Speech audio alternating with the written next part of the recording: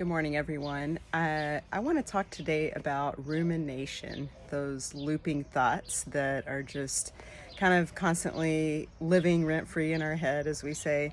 And these thoughts from the day, the work day, um, things we're stressed about, all of these things just sort of like find their way into this looping pattern that just repeats in our minds, and it just really takes up a lot of space. And so, just last week, I was having a conversation with a neighbor, and she asked me what I might recommend for what to do about rumination. She was saying how she goes to work and can easily come home and detach from work, but the thoughts of work continue in her mind, even though she can say, I'm not going to work today. I'm keeping the laptop closed or whatever.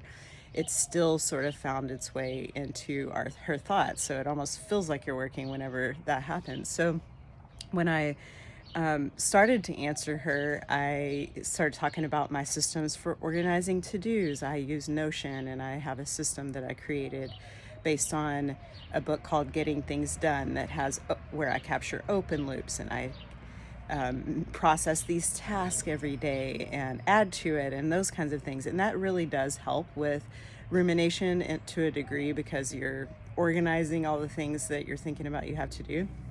But as soon as I started saying all that, I realized how inaccessible it could be for someone who isn't already accustomed to like being really organized in their like to-dos and systems and those kinds of things. And so I quickly shifted gears, and what came into my mind was journaling.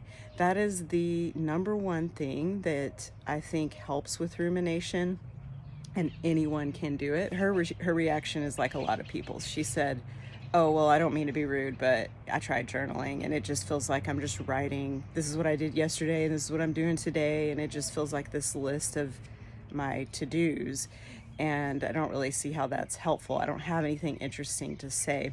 Use the journal to dump your thoughts onto the page. So you literally are using this as a dumping ground for all of those thoughts, giving your thoughts some place to go, just giving it a little spot to land so that it can stop doing this loop in your mind. Journaling is not supposed to be like this document that you leave for your ancestors down the line, or your children or whoever. Like, tell yourself the truth to the point that you don't even want to read it. Like, be that honest with yourself about things, and just let stream of consciousness flow to take those things onto the page.